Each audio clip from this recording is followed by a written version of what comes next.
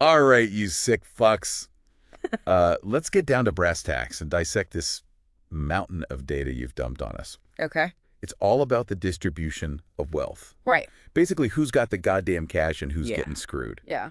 Spoiler alert, it's probably not you, True. unless you're a billionaire listening to this for a laugh. Right. In which case, fuck you. Anyway, I've got an expert here who's going to break down this whole fucked up system. All right. Ready to expose the dark underbelly of the world's economy.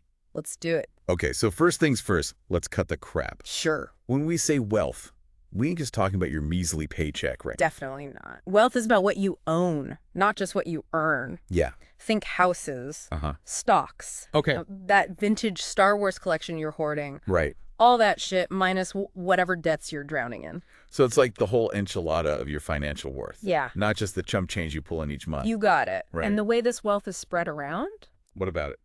let's just say it's enough to make you want to grab a pitchfork and storm Wall Street. Yeah, we're talking about the 1% owning a ridiculous chunk of everything, right? Absolutely. I saw some numbers earlier that made me want to puke. It's pretty mind-blowing. Really? Back in 2000, researchers found that the richest 1% of adults globally owned Okay. a staggering 40% of all assets. Yeah. And get this, What? the top 10% held a whopping 85%. Hold the fucking phone. Yeah. So 10% of these pricks are sitting on 85% of the world's loot? Pretty much. What the hell are the rest of us doing sucking dick for bus fare? That's a colorful way to put it. Yeah. But you highlight the stark reality of wealth inequality. Okay, so how do they even visualize this clusterfuck? Well, I read about a wealth pyramid.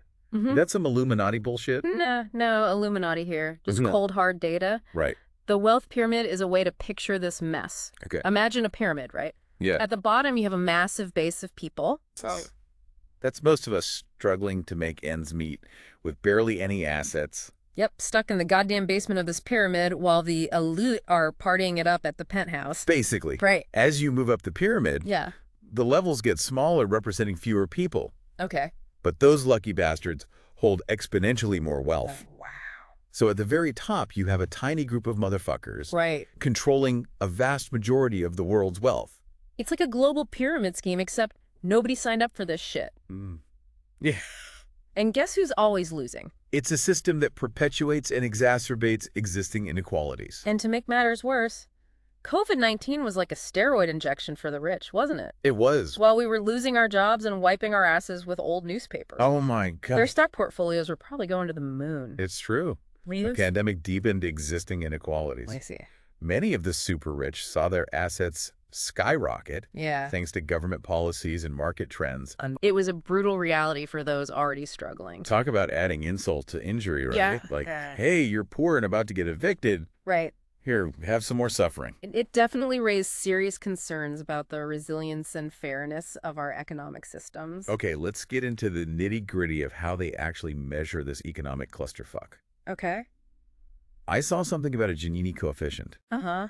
but I thought that was some kind of fancy cocktail. Not a cocktail. Oh. Though you might need one after seeing the numbers. Yeah, probably. The Gini coefficient is a way to quantify inequality. Right. It runs from 0 to 1, with Wow. 0 meaning everyone's got an equal slice of the pie, Uh-huh. and 1 meaning one greedy bastard owns everything. So the closer to unon, Yeah.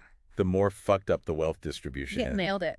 Awesome. And according to the Credit Suisse Global Wealth Report, some countries are definitely more fucked than others. What were some of those? In 2021, Brunei had a Gini coefficient of 91.6%. Holy shit, 91.6. Yep. That's like one dude lounging in a solid gold bathtub while everyone else is eating dirt. It's pretty extreme. Okay, what about the other side of that? On the flip side, Slovakia had the lowest at 50.3%. Okay. Still far from ideal, but relatively less awful. So even in the best scenario, Yeah, we're still talking about some serious bullshit. absolutely. Let's zoom in on America, Okay. the land of the supposedly free and the home of the increasingly elusive American dream. Uh-huh. How bad is it over here? Well, Is that dream just a giant pile of horse shit? the American dream, as it's often portrayed, is sadly slipping out of grasp for many. Right. The U.S. is notorious for its massive wealth gap. Yeah, we're like the world champions of screwing over the poor, aren't we? In 2007, just before the Great Recession kicked everyone in the nuts, Yeah. the richest 1% in the U.S. owned 34.6% of the country's wealth. Okay. And get this, after the recession, that number actually went up Seriously? to 37.1%. Oh my God. The rich got richer while everyone else got screwed. Wait, so while the economy was taking a shit, the wealthy were somehow making bank. It seems that way. It's like they're playing a different game entirely. There are a number of factors at play, Right. but inheritance plays a significant role. What do you mean? Over 60% of the richest Americans inherited their wealth. So you're telling me that over half of these rich assholes were born with a silver spoon, so far up their ass they could probably taste it? It really underscores the issue of intergenerational wealth transfer Okay. and how it perpetuates inequality. So this whole meritocracy thing, where anyone can make it if they work hard enough, It's a tough one. that's just a bunch of bullshit, right? Like, Right. I bust my ass, get a degree, Uh-huh. but I'm still screwed because I wasn't born into privilege. It's a complex issue. Really? While hard work and talent are obviously important, Yeah. wealth opens doors To what? to opportunities, Right. education, Okay. and networks that are simply inaccessible to those who start with less. So the rich get richer because they're already fucking rich.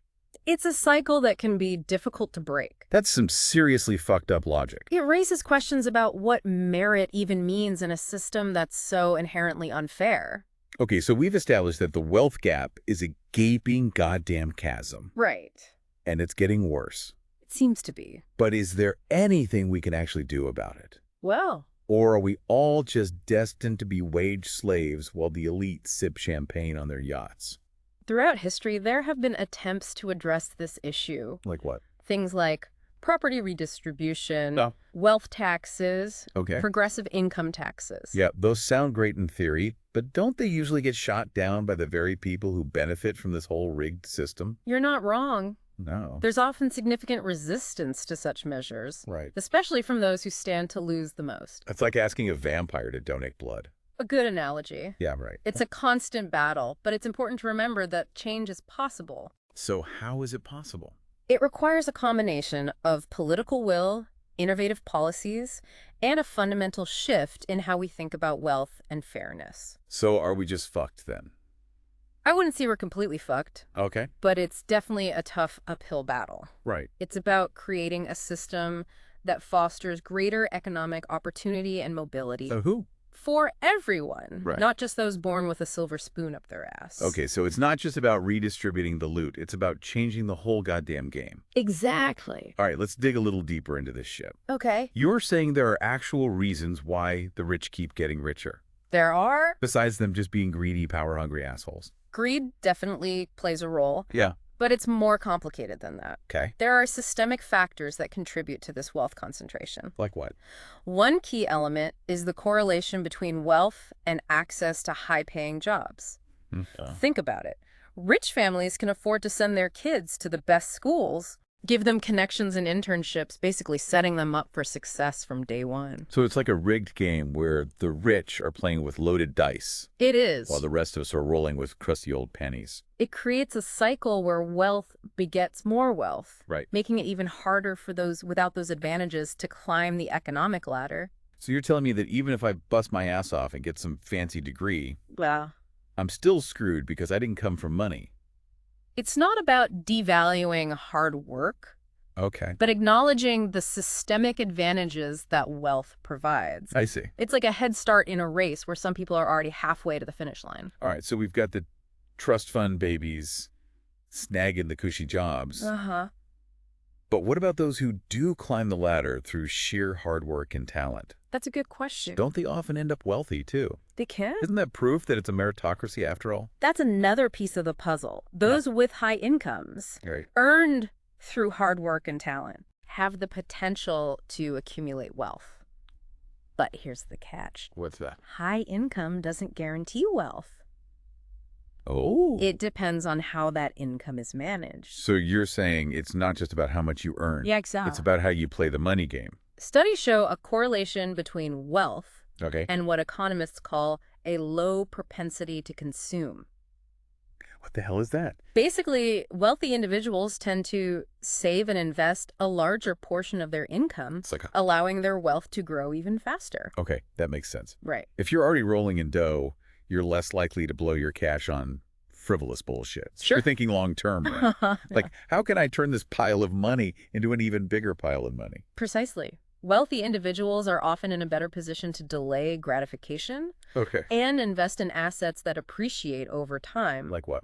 like real estate or stocks, I see. further fueling their wealth growth. So the rich get richer because they save more? It's part of it. And they save more because they're already rich. Yeah. It's like some kind of fucked up financial Ouroboros. What? A wealth snake eating his own tail and getting bigger and bigger. It's a self-reinforcing cycle that can be incredibly difficult to break. All right, let's not forget about the big fat elephant in the room. What's that?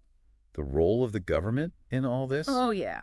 Don't the rich have their grubby little fingers all over the levers of power? It's definitely a factor. I mean, lobbying, Mm-hmm. campaign contributions, Yeah. all that shady shit. You're hitting on a crucial point. What's that? The concept of plutocracy, where wealth translates into political influence. Right. In many countries, particularly the U.S., the cost of running for office is so astronomically high It is. that it gives wealthy individuals and corporations a disproportionate amount of power. Yeah, it's like legal bribery, isn't it? It can feel that way. You grease the palms of the right politicians and suddenly the laws are magically working in your favor. It can create a system where the wealthy are able to protect and even expand their wealth Now, through favorable tax policies, deregulation, and other measures that often screw over the rest of society. so it's like a triple whammy. Yeah. The rich get the best jobs. Uh-huh. They play the money game like pros. Right. And then they use their power to rig the system in their favor. It's a complex web of economic, social, and political factors.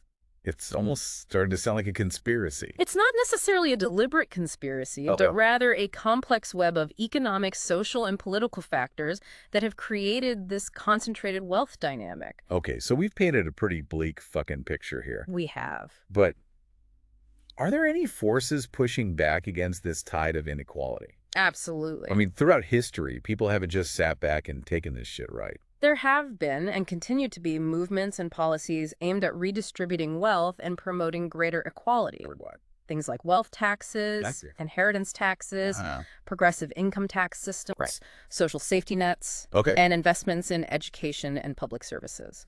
So like a modern-day Robin Hood stealing from the rich to give to the poor? Kind of. Except, hopefully this is all happening legally, right? The idea is to create a system that is more just and equitable, Right. where the burden of taxation falls more heavily on those who can afford it, I see. and where social programs provide a safety net for those struggling to make ends meet. But haven't we seen that even with these measures in place, Well, the wealth gap keeps widening? it's a complex challenge. Is it even possible to beat this beast? And there's no easy solution. Okay. These policies often face fierce opposition from those who benefit from the status quo, Sure. and there's always the risk of unintended consequences, Like what? where policies designed to help the poor end up hurting them in some way. Yeah, like that whole trickle-down economics crap that was supposed to make everyone richer, Right. but just ended up lining the pockets of the already wealthy. It highlights the need for careful analysis, Mhm. evidence-based policy making, Uh-huh. and a willingness to adapt and refine our approaches as we learn more. I see. We need to be smart about how we try to level the playing field. So it's a constant back and forth. It is. A push and pull between those trying to hoard all the wealth Yeah. and those trying to spread it around more fairly. That's a good way to put it. Okay? It's a battle that plays out not just in government policies, but also in our everyday choices Like what? as consumers, Right. investors, and citizens. Okay, so what can we, Yeah. the average Joes and Janes out there, Right. do about this shit? There's actually a lot that individuals can do. Besides bitching about it online and drowning our sorrows in cheap beer. I mean, Staying informed about the issue and supporting policies and organizations that promote economic justice is crucial, okay. but it also comes down to our personal choices. Like what? Supporting local businesses, Uh-huh. investing ethically, Okay. being mindful of our consumption habits. Right. These seemingly small actions can collectively make a difference. So it's not just about waiting for the government to fix everything. It's not? We can actually do something about it ourselves. We can. I'm starting to feel a little less powerless here. That's the spirit. Okay. Remember, even though this issue can feel overwhelming, Yeah. every step toward a more just and equitable society, no matter how small, is a step in the right direction. I like that. Good. We've covered a lot of ground here, We from how wealth is generated and hoarded, to the forces that keep the rich at the top, Right. to the potential for individual and collective action. Yeah. What are some key takeaways you think our listeners should be chewing on? It's crucial to understand that wealth distribution isn't just a matter of individual merit or hard work. Right. It's deeply influenced by systemic factors Okay. that either create opportunities or slam doors in people's faces. It's like that saying, you can't make a good soup with shitty ingredients. I like that. If the system is rotten to its core, it's going to be tough for anyone to truly thrive, Exactly. no matter how hard they try. And while there are no easy solutions, Yeah. understanding the mechanisms behind wealth concentration can empower us to advocate for change, In what ways? both on a personal and societal level. All right. I'm feeling fired up and ready to fight the power. The biggest takeaway is that wealth inequality is a multifaceted issue with interconnected consequences. It's not just about money. It's about power, opportunity, and justice. And while the challenges are immense, they're not insurmountable. By understanding the problem, being critical of the systems we live in, and engaging in both individual and collective action, we can push for a more just and equitable world. Yeah, it's about getting pissed off, getting informed, and getting active. To our listener, I say this: the world might be a rigged game right now, but we have the power to change the rules. So go out there, make some noise, and let's build a world where everyone has a chance to win. Well said. That wraps up our deep dive into wealth inequality. Thanks for tuning in, you beautiful bastards. Stay curious, stay critical, and stay engaged.